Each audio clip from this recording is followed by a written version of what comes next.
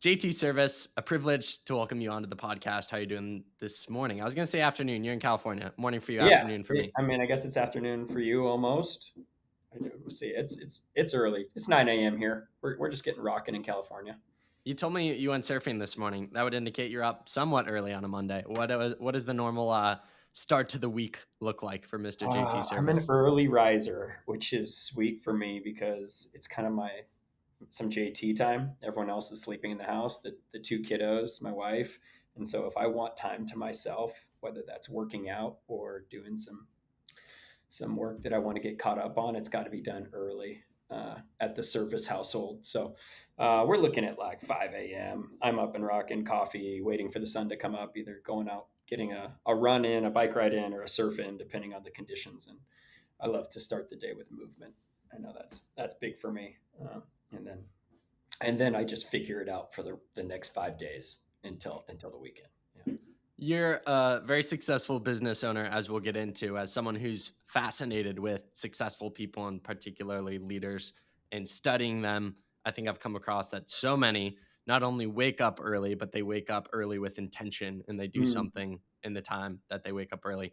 For you, how crucial has that been to set up the rest of the day and the rest of the week by waking up early? And why do you think so many successful people wake up so early? Yeah, that's a good question. I think first of all, it starts the night before.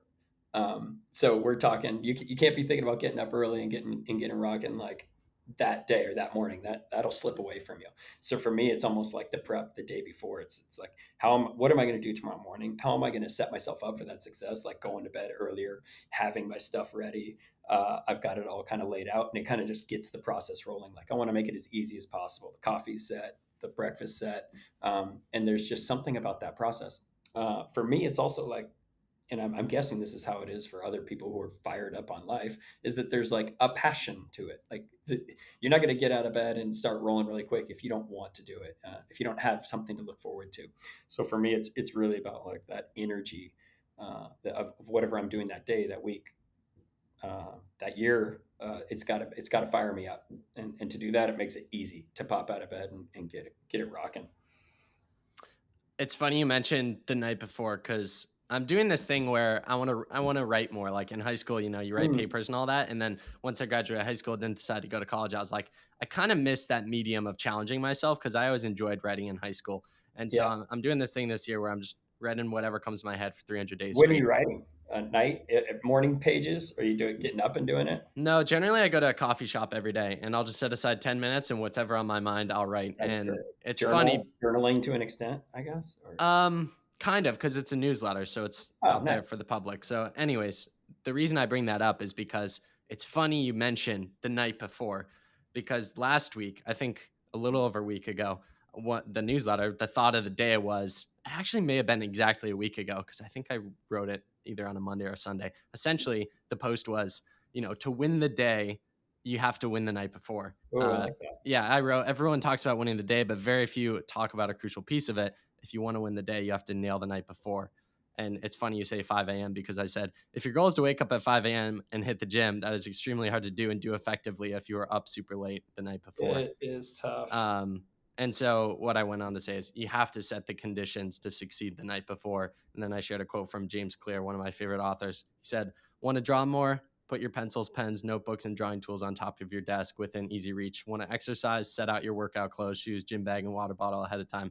All my rambling aside, I want to dive more into this concept of Yeah, setting the conditions to succeed because I think so many people think, oh, I want to do this goal, but they're setting themselves up for failure by not setting the conditions to succeed. You might want to run 10 miles and maybe you can grit your teeth through it, but if you didn't fuel properly and stretch, it's going yeah, to be hard to do. totally agree. I mean, you're tapping into something that Dominic, I think people have probably told you this over and over and over. Like you're a bit of a savant and seemingly way ahead of your time, but it took me like 15 years to figure some of that stuff out, to get ahead of it, to set myself up for success the night before. And now it's not just going from day to day. It's like, where do I want to be in 2 years? Like, where do I want this company to be in 2 years? Who do I want to work with? And what do I have to do to do that? And that's been the like kind of monumental shift at Soul Focus and Run Local, our two different companies. of setting that like intention and those goals, and then backing it up and reverse engineering of like what does it take to get there. So yes, the night before is just like a small version of it, but the big part was like, oh, I want to go there. How do I get there? How do we get there?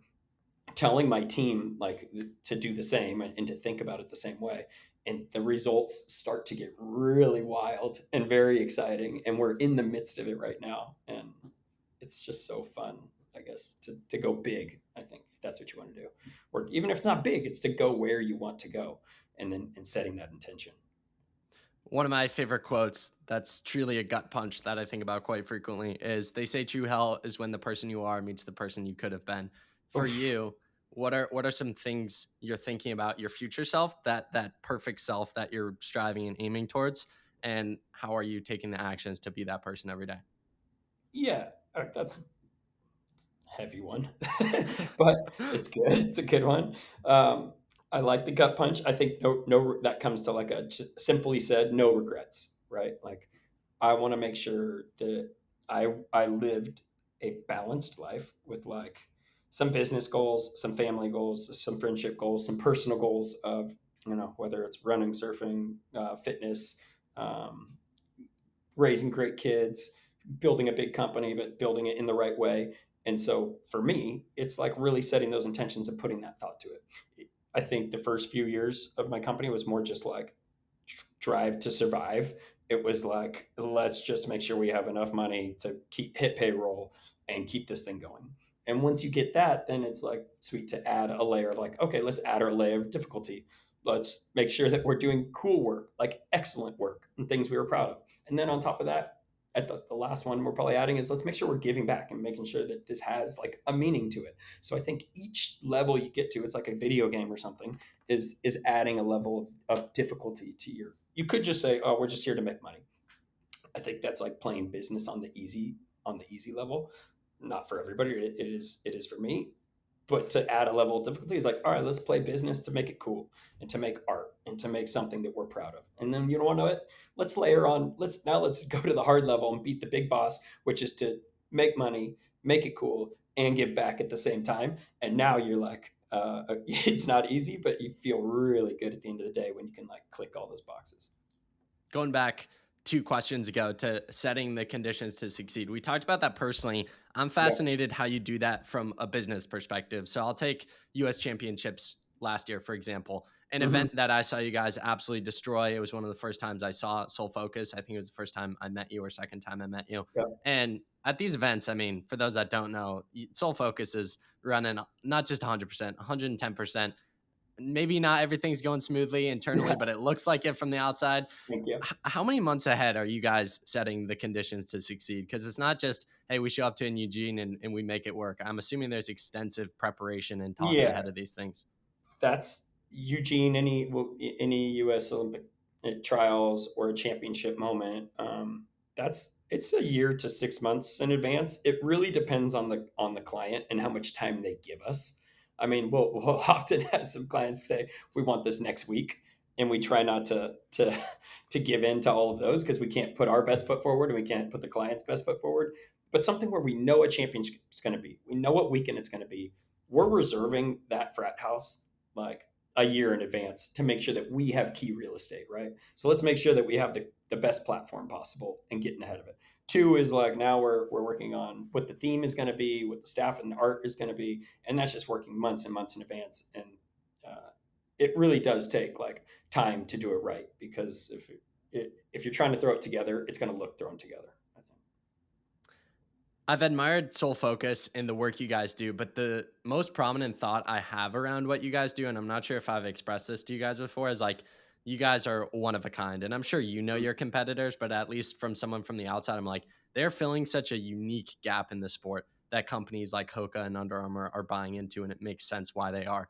Where did the idea for Soul Focus come about?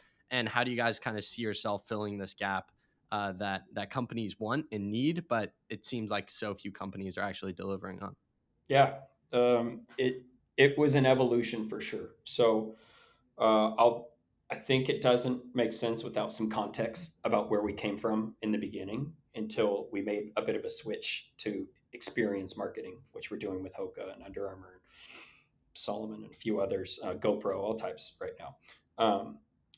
It starts back when I was running myself. I was pretty competitive in the marathon, not great, but good enough to meet some people and be in the Olympic trials, stuff like that. At the same time, I'm going to law school in Santa Clara back in those days. Finished law school, become a lawyer, and figured out at law school that's the last thing I wanted to do was to be a lawyer. I wanted to be out in the field and doing things. So kind of took that world, and I was like, I want to stay in the sport, but I also have some business acumen.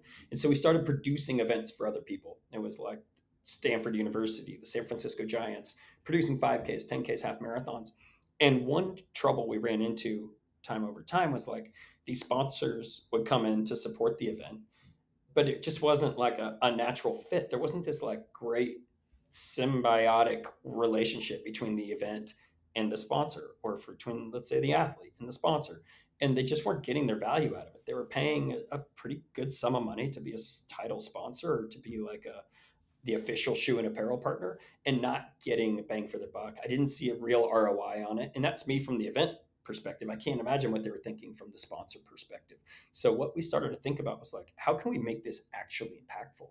How can we make this relationship mean something to HOKA, to Under Armour, to Solomon, GoPro, whoever we're really working with at the time. And that's where we kind of switched sides from like the event producer to like, let's start working with these brands directly. I think one of the first things we started was HOKA. It was at the time HOKA One Postal Nationals. They've since dropped the One, but the HOKA Postal Nationals program was like our baby right from the beginning to work on a way to get this oversized, bulky shoe in 2016 onto high school kids' feet where they would not touch them. Dominic, like you think of HOKA now, and it is just it's a It's a cool it's kid shoe. a jewel. Everyone wears it. Everyone wears them. It's cool, even. They're like it somehow became fashionable. I could not get kids to do demos in them in the beginning. So like our job was to take HOKA and to help introduce it to this like new demographic. We had the ultra runners, we had the 50-year-old olders because they don't care what they look like. They just want performance. And that's what HOKA is all about. But on the other end of the spectrum, our job was to bring it to a younger demographic. I say that because it's to answer your question is how did this come about and how did we start working this way? It was to solve a problem. And the problem was, I don't think brands were getting the value for their either their sponsorships, their events, their experiences, their activations. And we thought we had enough creativity, but enough knowledge of the actual space to like marry those two.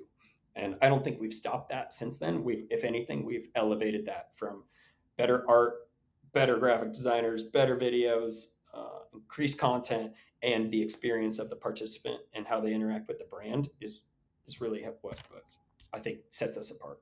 Is knowing all those factors, that confluence. We can dive into this later in the conversation, but as someone who was an incredibly accomplished runner yourself, you made the US Olympic marathon trials. How much do you think you've benefited from personal experience in the sport to bring that knowledge to these brands for events? Because a lot of the brands, like the executives and people high up who are running these events, like maybe they ran a little, but very few of them ran at a super high level. So I would go so far as to say they don't quite understand and operate how they don't understand the people who are going to show up to these events. Whereas you have that experience. Yeah. How valuable has that been? Okay. I think there's two sides to the coin to it. One, I think there is from an operational perspective of how an event should run, having run in so many events, having run in a ton of them, like this is right, this is wrong. You also have a bit of a bullshit meter when you're a runner that deep. You're like, that just looks like flashy marketing, but the product looks like crap, right? So like I think you can kind of tell some of it when you've had a lot of experience and put in 130-mile weeks or whatever it is. Like you live the life and you can talk the talk. Plus you know some people in the industry and they're like, oh, that person's legit, right? Like I've seen him at national championships, seen him at US championships. We were at NCAs or something like that. So like there's this piece where you've kind of earned your stripes. But at the same time, I don't think everyone gets it. And just because you ran doesn't mean you can coach or something like that. And just because you ran doesn't mean you could produce these events. I actually respect the hell out of people who kind of came from a slightly different place. There's some beauty in getting a different perspective and an outsider's perspective. If you were in another sport or bringing some influence from another sport or from another industry, and sometimes running, maybe running more than anything, needs some of that from other pro sports, from Formula One, from skate, from surf. So I think there's a foundational base level knowledge, which is really important. We try to keep a lot of that here at Soul Focus, like a lot of college runners work here. But then I also look for people who have an outside perspective and can bring us something fresh at the same time. And that combination of those is super dangerous in a good way. When you first started Soul Focus, were you confident it was going to be what it is today? Or did you have your doubts that it was just going to be? I had no idea what it was going to be, Dominic. I thought we were going to be producing like 5Ks, 10Ks, half marathons, and maybe represent a few athletes. I don't know what it's going to be tomorrow, which is the best part. Like, I think we've tried to set ourselves up with enough flexibility that, like, I mean, my biggest client right now, or most exciting client that I'm spending a ton of time on, is Bay FC, which is the new women's pro soccer team here in Northern California. They have their first home opener on Saturday, and we're doing so much work for experience marketing, creating their street teams, doing fan experience, where we've taken some of the run stuff and put it into professional soccer. Like, I had no idea that was going to be happening, and we're so fired up about like women's sports right now that seems to be where we're going in a way. So we're still doing run stuff. I think it's been really fun to see it like go from running events to running brands to any brand to now professional sports outside of it. I think it just comes down to like, what are your principles, and like, can you just take that and apply it to the next project? Um, so I don't know. I don't know. I guess that's my answer. Is that okay? You mentioned earlier on having a wife, 2 kids. I'm so curious to dive into this because it's a world I have not ventured into. Oh, let's talk family. I'm still I love it. a young guy, but I'm so curious about these subjects. Like, how did you go about building your business and making it what it is today while also having a family, spending time with your wife and kids? Because I think it's a very fine balance. And if you, again, I'm so curious about studying the most successful individuals. Like, so many of them are divorced, have no relationship with their kids, Sure. are super successful though. And then on the contrary, there are people that have great relationships with their family, but don't have any sort of success because all their time is invested in their family. How do you balance both? I'm so curious because so few individuals do it. I love it. Well, let's say I'm 1 for 2. This is my second marriage, so I don't think I balanced it all that well the first time. Like in the first half of Soul Focus was with my previous wife. Awesome person. Didn't It didn't work for a number of reasons, and not so much because of the business. But what I found with my wife, Robin, who is an athlete herself, 2 sport athlete, NC athlete, so she gets sport. She actually understands events as well. She works in events herself. So she kind of knows a little bit of what you're going through or what I'm going through on these big kind of undulating patterns of my life where I'll be working really hard at times and then also have more time for family. So your partner is the most important part. Like, someone that understands what you're trying to do and what you're trying to build. She knew me before as a friend before it. So like, that baseline foundational partner is so important to be able to then bring the energy to work. I think we also, on the other side, on the Soul Focus side, we're a family first company, which means if you have something to do that you need to do with your family, like, it's drop and run. Like, will cover you. We've got you. You should never have to make that choice between work and family. We're family first. So it's like, all right, your mom's sick, you got to go take care of her. You got a kid sick, time to go home. Like, get out of here. This is just work. This is just events or running. We're not trying to cure cancer here. Like, get out of here. This is just for fun. And so I think those two pieces, one, as an individual, making sure you're just picking a partner that knows you, knows what you're trying to do, and sharing that with them. And then the second part is having the company that balances you at the same time when you need to go give more time to the most important stuff. Soul Focus. Where's the name come from? I can specifically remember I was in the car. I worked for a similar agency to Soul Focus before. I knew I was going to leave. I knew I was going to start my own thing. I knew it was going to have run involved. I think the problem I had with my previous company was that there was just like no heart in it. There was like no soul. It felt like we were just there to make a dollar and to maybe sell the company and have an exit or something like that. And I wanted it to be the opposite of that. So soul really meant a lot to me, to ingrained in this company, to give everything we do meaning. But I didn't. I also thought there was a cool double entendre with like soul and running soul, the soles of a shoe, and something like that. But I didn't want to spell it that way. So we spelled it SOUL, and then we're like, we're just going to go all in on this thing. We're going to niche down on soul focus, and it's not going to necessarily be one sport or one piece. It's going to be all about heart, like all about soul. Um, and so it has a number of meanings that kind of come together with it. And yeah, and I kept sports off it intentionally, thinking like this could be bigger than sport. This could go to entertainment. Like this could go to anything. Soul focused sports is kind of stuck, and we found ourselves still in sports 15 years later. But it still could. I still keep the sports off it because I don't know what we're gonna do next. I was literally going to ask you that. Like, do you think the current results of Soul Focus would be different if you like included running as a part of it? Like something running specific to the Mm, name. Do you feel like that would have kept you within running? maybe, yeah, I think so. I think that would have like, and I don't. I think niching down is awesome. I love people who have like that very specific focus on the running effect. Like that's what you love. That's what you're doing right now. It doesn't mean that's what you'll always do, but it shows what you're into. For us, I've always been like a crazy person that likes to do a lot of different things at once. I'm very into art, very into surf, very into basketball, very into run, books, read like crazy. And so I need a lot of different influences, which means I want to work in a lot of different spaces. And I just wanted to keep that window and that door open for like anything, whatever itch needed to be scratched at the time. I'm going to ask you a very basic question that some would laugh at, but I feel like you'll have a good response I'm curious to hear about. So, Yeah. throughout our conversation, you've mentioned money a bunch of times, and specifically how it's not all about money for you. And even the company you worked at before, it was about making a quick buck.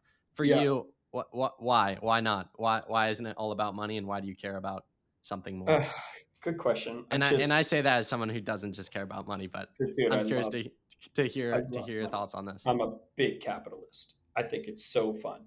But that's just what I see it for, in a way, is like I see it as a means to an end. Like, okay, we've got a little bit more. We've got, we made a little bit more this year. Let's go invest in a new person, in a graphic designer, in a creative director, or something like that. Like, that's for us, like what money seems to do is give us opportunities to go create more or to go explore something new. And for me, it's not, I have a very modest house. I live in an amazing place. I have just enough, and I've never been like obsessed with, I guess, stuff. I want actually as little stuff as possible so that I can do as many things as possible.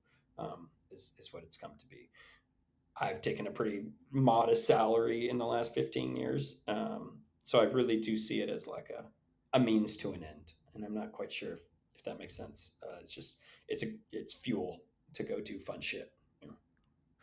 There I'm a big reader of like Stoic philosophy, and I was buying a car a few months ago, like my first car, and I was Mhm. reading it came up. I don't even think I intentionally searched for it, but popular writer Ryan Holiday, he said Right. the least the best car is the one that costs you the least peace of mind. He's like, so many people buy super nice cars, but then they're Right. thinking about it all the time. They're stressed about it all the time. They're worried about it all the time. I'm like, man, that is such a good. He's like, just because you can afford it doesn't mean you should get it. And if it costs you your peace of mind, it's too expensive. It's like, It's dang, Holiday's amazing.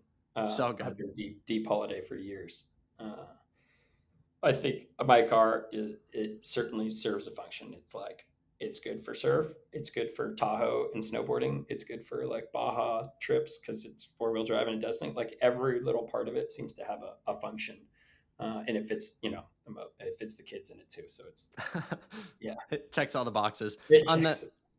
on the line of money too, something I've been interested in is like different business models and how some business models, like the founder or the owner or the number one guy profits very little because all goes back into the business. Now, the person I'm thinking of very specifically is Mr. Beast, who I study kind Hmm. of obsessively because he's like the He's creator rad. king.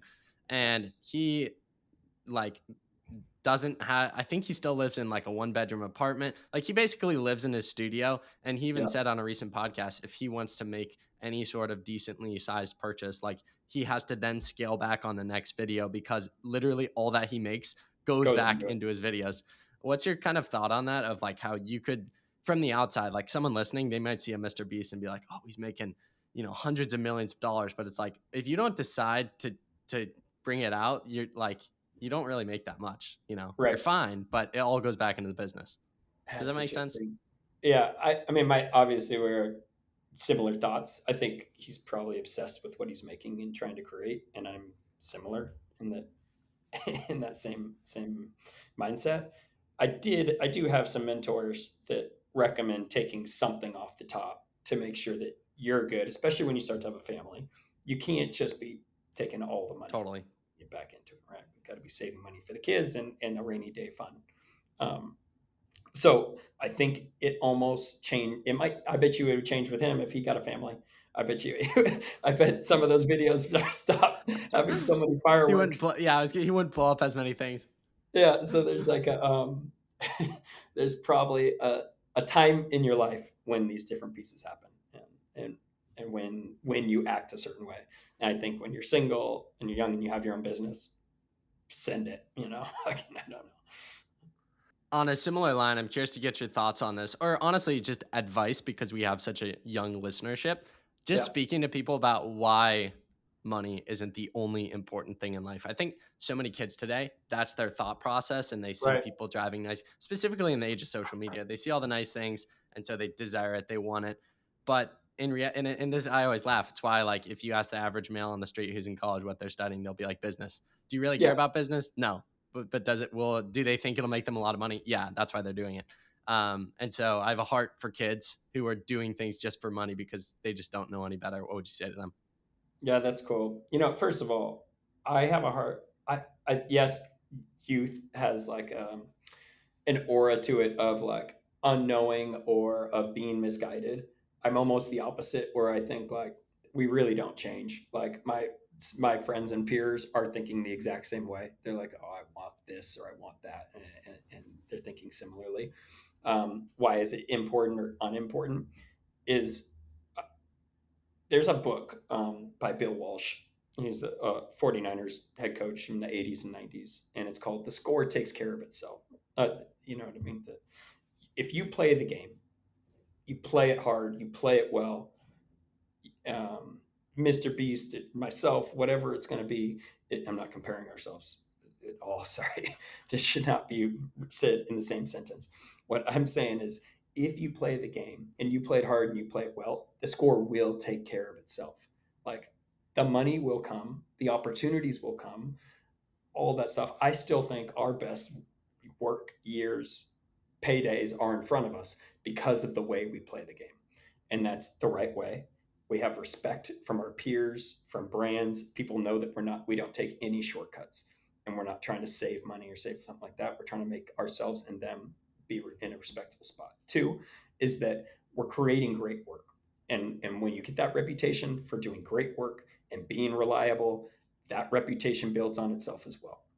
Three, we're getting results. And once you get results, no one can tell you anything different. If you focus on those things, then you're going to get whatever you need. You can choose to make a lot of money or not to make a lot of money, but the opportunity will be there. So just take care of the basics, become principled, do hard work, show up, be reliable, all those things, and the money will come, is what I'm saying, if you want it. I saw this great quote that I think encapsulates this idea of people chasing things they don't really want. So like going into a job or a career that they're not actually passionate about, but they're passionate about the paycheck and that's why they do it. I think this quote puts it so well. It said, you can fill out what you don't want, so you might as well take a chance on doing what you love. Yeah, there you go. It's like, So I should have just said that. yeah. No, I loved what you said. I love what you said. Bringing running into this a little bit, where did your passion for running first come from? When did you start running? And I'm curious because all I know is that you made the U.S. Olympic marathon trials at some point. I Yeah, don't know and then it any was a before long that. journey just to that. Yeah, bring us up to speed. Sure. I have come from a bit of a running family. So my dad, Tom Service, he ran at San Jose State in the 60s briefly, but If you, so let me show you something real quick. Let's do it. So Ooh, these guys, people on YouTube. This is a good. Hey, I appreciate it. You're a good. well, Marketing because now people will be now curious they as have to what to you're go, showing, and they they have to go have to on YouTube. subscribe. Click this, smash the subscribe button There you go. See, on the you running and Mr. Beast are the same. You say the same stuff. So John Carlos and Tommy Smith were two athletes on the San Jose State team back in the 1960s, right? So they ran track at San Jose State. My dad did too. My dad was a lowly freshman cross country runner, just watching these men in awe. Like no one's heard of Tom Service for good reason because he wasn't very good, but it had this incredible impact on him, and he knew John Carlos as well, who took third place in that 1968 Olympics. Um, they were both probation officers in San Jose. Anyways, the point is he got this lifelong love of running. He became a coach at the high school level, coached a number of California state champions, went on to coach at Santa Clara University for 10 years. And in that process, I'm just a kid growing up in it, which is really wild, right? Like just going to track practice and cross country practice, running in Converse or high tops or something like that, not knowing what it's about. And so running has really been around my family and my life. Gone to a lot of championships in our days, and then so I know some of the old timers just through my dad. It's always been a passion of ours, and so I think when high school came around and I didn't get above 5'8" tall, I had my basketball days had to be put aside. I just and couldn't hit a curveball, so it was time to run, and at that point. In high school, I don't have a ton of natural ability, but I've got a shit ton of persistence. And I put in a lot of work and a lot of miles through high school, then to UC Santa Barbara, where I had a kind of just a gradual increase of running form for a couple years, and then ran after college for the A6 Aggies, which are now the HOKA Aggies, as kind of a semi sub elite, and that's where it all kind of accumulated with some decent marathons in my mid 20s. And then I wanted to keep running. I still love running. Run a few days a week. Nothing too competitive anymore, but it's a big part of me and my family. Yeah, always has been, always will be. Something I've thought about is how I truly don't believe I'd be the person I am today without the sport of running. And I don't just mean like having a running podcast. Obviously, wouldn't have a running podcast if I didn't start running, but more so the attributes that I pride myself on having, I think came as a result of the sport of running. And I like to think of like attributes as like a destination, Mm, patience, persistence, all these things, and running being the ship that takes you there. Through yeah, running, the ship takes you to those attributes. For you, how much do you think of the version of JT Service I'm talking to and the things you built with Soul Focus came as a result of running teaching you the valuable attributes that made you successful in life and business? yeah, Dominic. I think you're tapping into something there because you think you're training for running. Like you think you're getting ready for a big marathon, you think you're getting ready for a state championship or something like that with your team, and you are really just getting ready for the rest of your life. Like it is a grind. We know running's a grind. We know there aren't good days. There's good days and bad days, and days where you have to be smart, and days that you just fly and everything feels effortless. And all that is preparing you for your 20s, 30s, 40s, the rest of your life, because it's almost the exact same thing. And really in business more than anything, like we have some really hard days that we just have to grind through. And it's almost kind of just like make a plan, work the plan, and then let's see what happens when it's time to perform. And it's really sweet to know, like, oh, I've done it once, I've done it before, and I learned that and run to an extent because it was like, man, this is really hard. And I was like, yeah, it is really hard. And you know what? It's great when it works out. Like when you get to that final piece. So I think it has a ton to do with it. I feel so fortunate to have had that training, whether it's mentally and both physically. And that's why we hire a lot of runners too, because we got some grinders on this team, because they've gone through the same thing. I think running just teaches you the ability to do hard things. Like I It think it kind of can does. you definitely can get it from other spheres of life, whether it's lifting weights or a completely different unrelated sport like rowing or basketball. Yeah. But I think the monotony of distance running is just unbeaten. In a conversation I had with Gabby Thomas, who's multiple time medalist at the world and Olympic stage, she said the most successful athlete is probably the one with the most boring life. And I not only think she's true, but I think Mm, that kind of mindset, it's like you have to be a little insane to do the sport called running because it's never flashy. It almost is never no, flashy. Maybe you get a few it's good a flashy nap. There's workouts. a nap involved. Any Yeah. sport, there's a nap involved. Like, it's incredible. Like Well, you like got basketball, every day you could show up and shoot some fancy shots. You can't with running. Like right. the successful athlete is the one that can do the 8 mile recovery runs year round and nail those. And I think that So teaches you wild. so much that And other honestly, sports can't. that's probably why I stopped doing it. I just couldn't chill enough. Like you have to be so chill to be a professional distance runner. You have to get that, and I just couldn't make myself like do that twice a day and get the nap in and not like go chase a million. I'm such an ADHD butterfly that it just wasn't gonna work. Something I want to hear about is early on in Soul Focus. You mentioned some of the companies you work with in present day. How much of it early on was you reaching out to the companies versus the companies reaching out to you? And I'm sure now, as you talk to me, you have more companies reaching out to you than you can Yeah, we're possibly answering the imagine. phone a little bit more now, and we've realized that's kind of the way business development should go. It's hard to sell yourself outward. I think we were really lucky to have we own a number of events. So, and that's one, we've been talking Soul Focus, Soul Focus. The other half of our company is Run Local Ventures.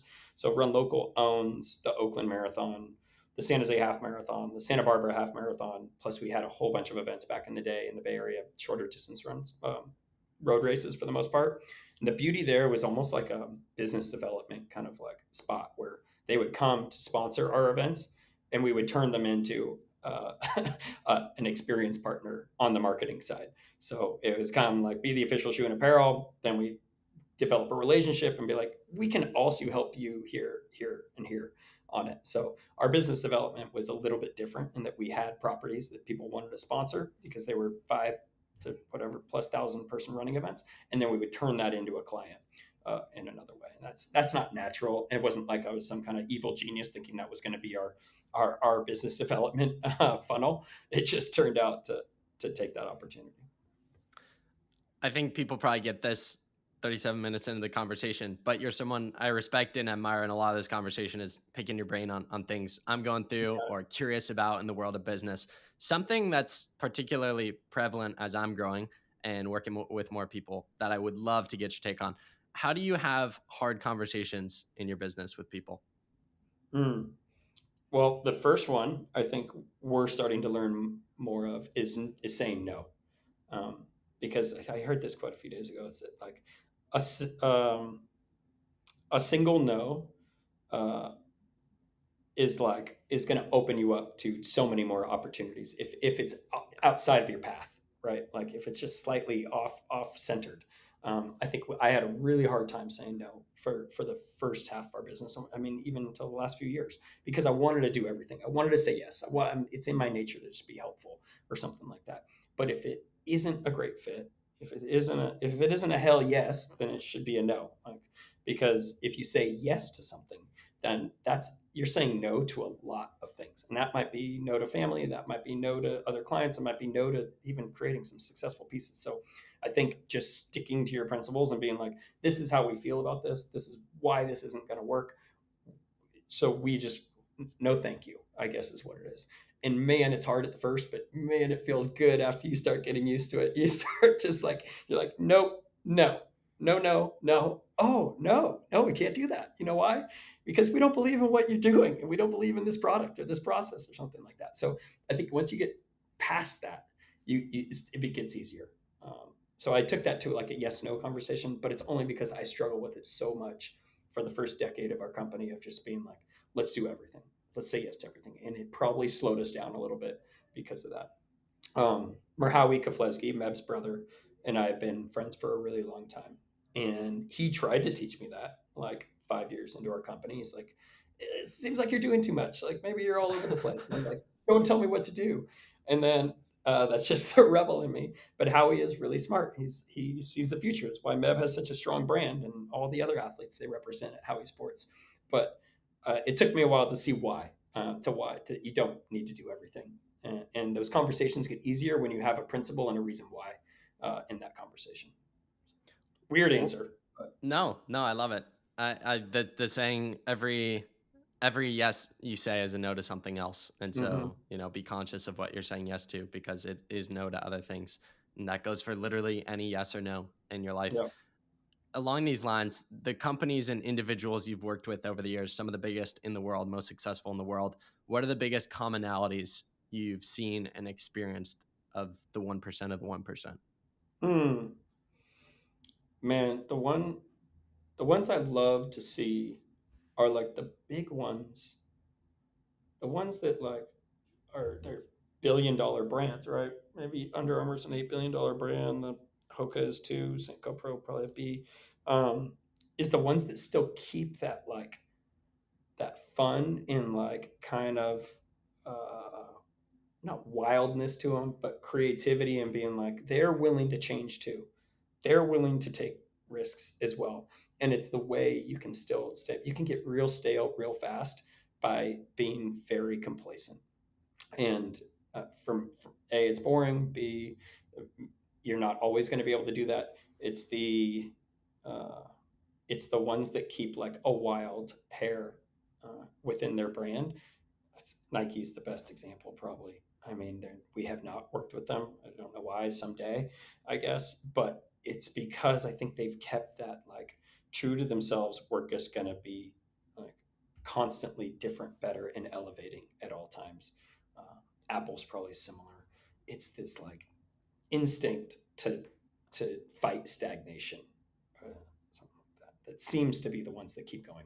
The rest are like, you know, what is the camera company that didn't see digital photography coming, and the the computer companies that thought mobile wasn't going to be a thing, and those right now who are like AI is a fad. It's like you're all idiots. Like this is right in front of you. Let's move with move with the world. I'll cut this part out. I'm looking for a quote that you probably understand at this point. I'm a big quote guy. I love it. Um, okay. I don't completely agree with this quote. I think it's very harsh. So I'd love to get your take on it. But it reminded me there when you were talking about Nike and other companies Yeah. consistently innovating. And what reminded me of it was the word used, complacency, which is in this quote, I believe. The quote is restlessness is discontent, and discontent is the first necessity of progress. Show me a thoroughly satisfied man, and I will show you a failure. Oh, I mean, I it speaks to me. What? Give me your reasoning for not totally agreeing with it. My reason for not totally agreeing with it is that you have to appreciate the progress along the way. Otherwise, you're never Good going answer. to enjoy life or the thing you're doing. So for Yes. me, I could have that mindset and take the running effect to beat Joe Rogan one day. Let's just be Sure. delusional here. But if I'm not actually enjoying the progress along the way, not only will I have not appreciated passing Joe Rogan, I Great will point. be thinking about the next thing constantly. And so I think if you can take that mindset 90% of the way, but that Yes. 10% of the time look back on what you have accomplished and let that fuel you all the more, then you're in the right spot. Good. That's why I Yeah, disagree with it's it. defining complacency. Like, so I think that it's almost like a word choice there. If they hadn't said the word complacency and said like, um, I'm comfortable in my space now, but I'm still itching to elevate and to iterate and to move these things on. But in real time, just continuing to be like, yeah, but I'm comfortable in my skin as is, and the decisions I've made. So it's almost like this kind of equilibrium if you can live with that. In basketball terms, I don't know if you've seen this clip that was, I think, popular in its time. I was too young to watch the NBA Finals then, but it's gone viral in the age of social media. And it was Kobe Bryant, and the reporter says, "You're up 2-0, waiting for a big smile out of you. Like, where's the smile?" And Right. he goes, "Job's not finished." And then the reporter said something, and he said, "Job's finished?" Question mark. I don't think so. And he refused to smile because the job wasn't finished. And it's like I think that mindset, that's the cold blooded killer mindset of like, hey, I'm not gonna smile till this thing is over. When this thing's over, I'm gonna celebrate. But if I get complacent now and start thinking about being up 2-0, that's when Yep. the opponent catches up to you. No, that's good. I still don't know if I'd ever want that mom. I don't know if I was meant for Mamba mentality though. Like he takes it to a whole nother universe. I mean, we were talking about successful individuals waking up early. He was probably on workout like 3 of the day by 5 a.m. I mean, he was Exactly. he was It's so nuts. sexy to be the best. He I was don't want to nuts. be. Maybe I just want to be pretty good. You'll take it. Pretty good and a sustainable lifestyle. You'll take Yeah, it. Let's talk about the future. It sounds like you don't know what you'll be doing tomorrow, which I love. But yeah, what are the things that excite you, that get you out of bed at 5 a.m.? What are you thinking about when you're surfing in terms yeah. of I'm pumped business? right now. I mean, I'm always pumped, but I'm really pumped right now. So I think right now, Run Local Ventures is really firing me up. This is our project to own distance races. This run we are on the Run Local brand, which is a trademark brand of things we could do with apparel. Who knows where else it could go, but what it really does, it creates experiences for runners, mostly in California right now. Um, where we've zigged a little bit is by putting some money into it and by getting some very interesting investors. So we brought on Eat, Learn, Play, which is Steph and Aisha Curry. It's their nonprofit foundation. And so they're a major investor in Run Local, specifically in our Oakland Marathon. They want to see Oakland, the city, grow, prosper, heal itself.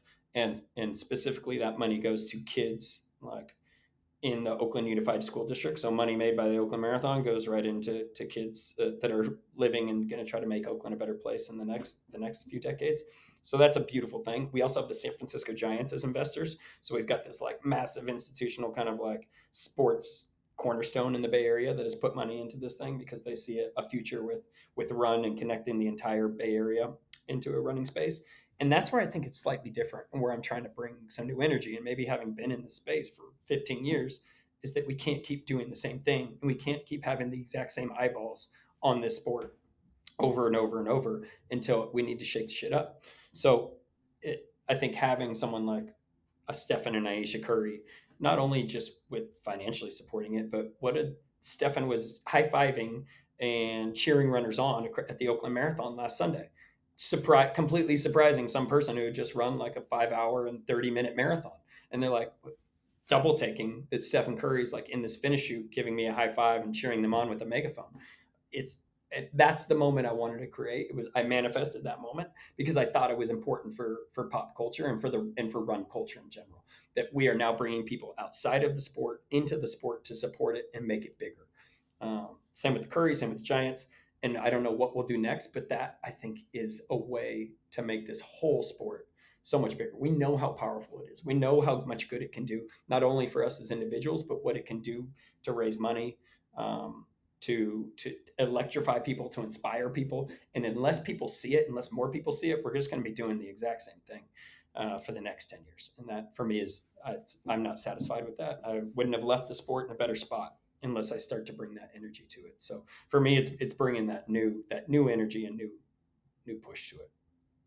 JT, final serious question for you. For those who have listened to our conversation today, what would be the final takeaway message you want to leave with them? Mm.